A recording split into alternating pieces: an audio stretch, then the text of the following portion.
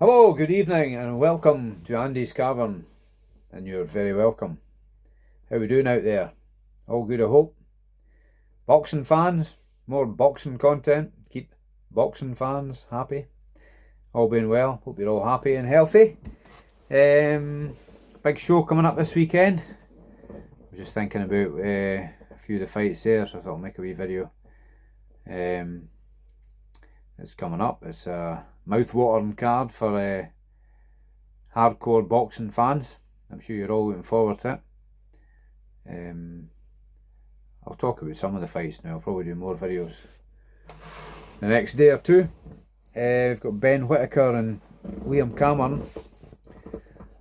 That could be a banana skin for Ben Whitaker. I mean, I think he's got all the moves and he's got all the flash and that. For me, he doesn't really have the power. I might be wrong. He might go and spark him out, but I don't think he looks like he's got a big punch in him. But at the end of the day, there's been champions in the past, world champions, who've not been stopping everybody, but they've given a good account of themselves. And one of them I heard talking the other day was Paulie Malignaggi. I think he was welterweight or round about that area, light welterweight or welterweight champion. He was a feather duster, man. He didn't knock that many folk out. So, but people do like to see knockouts because it always brings a bit of excitement, doesn't it? Or anticipation that somebody can knock, like somebody like maybe like Wilder, if they didn't blink in case he could knock somebody out. But you get some good stylish boxers who's good to watch over the distance. But probably a lot of the casuals, more so than the hardcores, expect to see knockouts or like to see knockouts. But Ben Whitaker will be the favourite to win, but Liam Cameron gave a good account of himself against Lyndon Arthur, so some people thought he beat Lyndon Arthur. So we'll see what happens, but it makes for an intriguing matchup, doesn't it? Am I going to pick for somebody now? I think I'll just talk about the fights at the moment. You've got Chris Eubank versus Serzamer. I can't read my own writing. A Polish guy. He's probably a tough guy. I haven't really seen him much of him, but I'm guessing it's a fight Eubank will be expected to win. So, but if he's a tough guy, you never know. He could take Eubank a distance. Eubank could get a points decision there, and we've got Jai Opetaia versus Jack Massey. So Opetaia, I mean, I had him kind of in the region of pound for pound top 5, maybe 6, up until his last fight, and he seemed to be struggling at the end of his last fight. He started off well, and then towards the end, he seemed to be losing the shape a bit and getting tagged too much. So, I mean, Jack Massey, he went the distance with Joseph Parker, didn't he?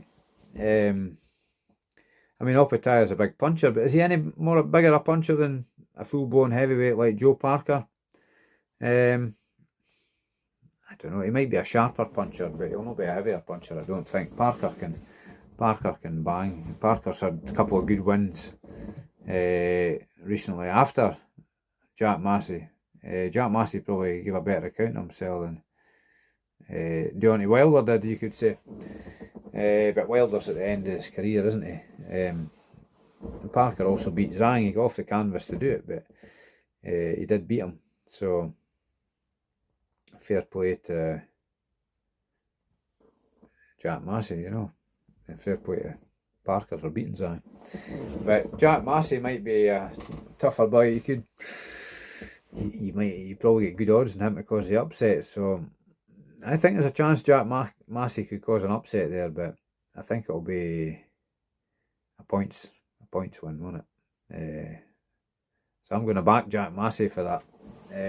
Here's me saying I'm not going to do any predictions now, but we'll see what we think. Then I'll do a final prediction video closer at the time.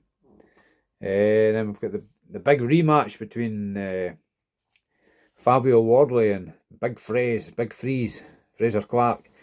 I'm looking forward to that. I was watching a bit of the live workouts a wee while ago. I haven't seen Fabio Wardley's one, but I've seen Fraser Clark, and I don't know what the weights will be, but to me he looks a bit leaner than the last fight. So we'll wait and see. But I'm kind of leaning towards Fraser Clark.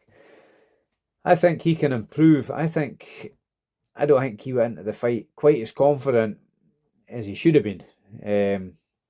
But taking nothing away from Fabio Wardley, he's a tough guy. But I think I would give he's maybe, you could maybe say he's a better fighter than Fraser Clark. Big Freeze is a better boxer.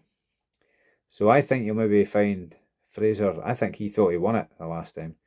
I mean, he got dropped, but I don't think he was badly hurt, and he got a point deducted. So he was kind of up against it, wasn't he? But I thought he just squeaked it. I thought you can make a case for Fraser Clark winning, but I don't think you can make a case for Fabio Wardley winning the last one.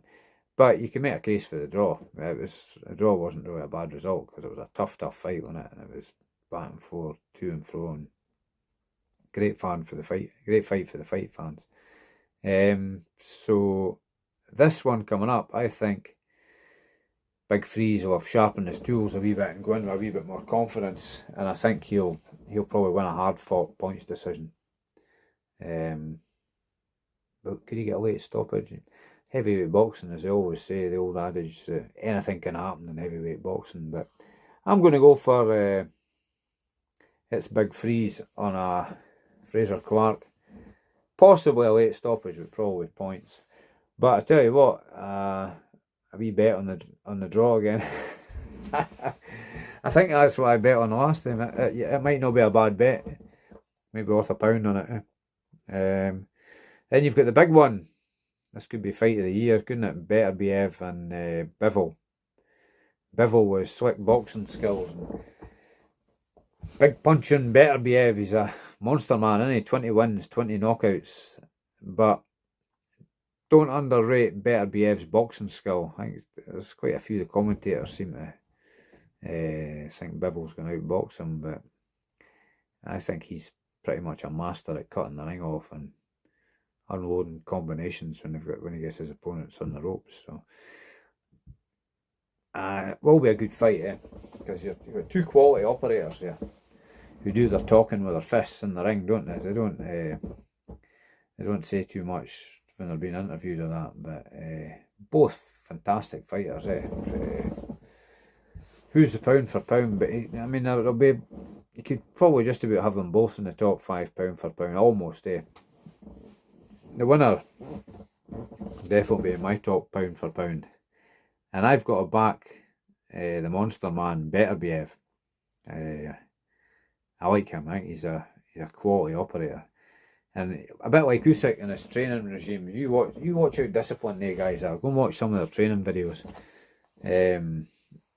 It's unbelievable, really, some of the stuff they do.